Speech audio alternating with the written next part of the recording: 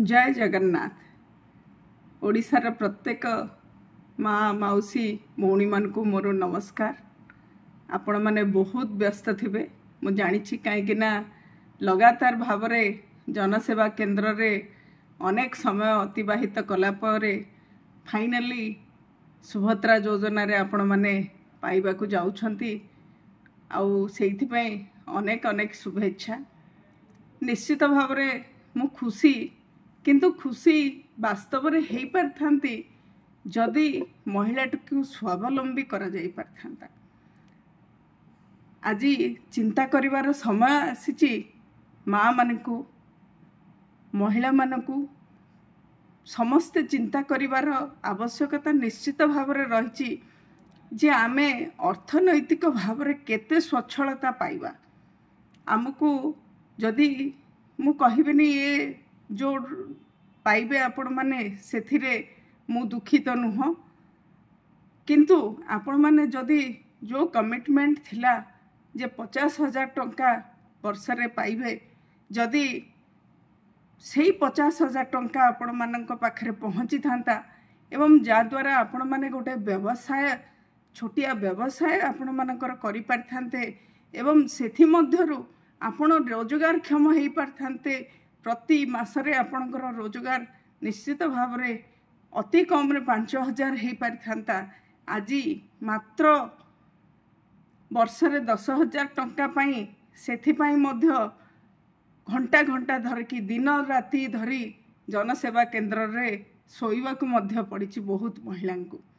ये होची आम ओडिशार वास्तवता। आउ सेही वास्तवता भितरे जो महान व्यक्तित्व माने आत्मघोषित महात्मा माने कहिथिले अब की बार 400 पार, निश्चित भाव में रसुण दर अब की बार 400 पार हो गला। आलू दर आउ विभिन्न कथा तो मु कहबी नाही कहीं समस्ते अंगे निभाउछंती, हुए तो सेही कथाटी ऑप्शनल, किंतु आज महिला माने चिंता करिवार आवश्यकता अछि जो प्रत्येक महिला जो मासरे जो सैनिटरी पैड किनिबा पई मध्य ए पैसा यथेष्ट नुह। एटा सबु महिला माने चिंता करिवार आवश्यकता रही। आउ निश्चित भाव में ए समय आपण माने निजे निजको पचारिवार समय आसीछि जे आपण माने केते खुशी खुशी निश्चित भाव में हेबु आमे जेतेबेले आपण माने स्वावलंबी हेबे।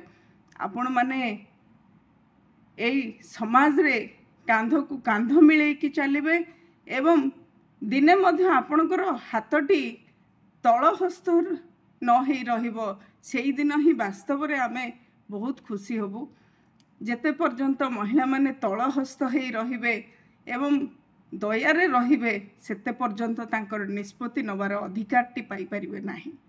तेणु एई निष्पत्ति आपण मानकर आपण एई निष्पत्ति ए जो मात्र मासरे 830 टंका पाइबे, जहाँकि आजिका दिन में जदि आजिकार ए समय कथा कहबा आमर जदि छुआटी स्कूल जाउथबो तार आवश्यकता मध्य पूरण करि परिबो नाही। 830 टंका जड़े महिलार तो छाड़ तार स्कूल रो विभिन्न समय जो आवश्यकता रही थाए ताकू मध्य पूरण करि परिबो नाही।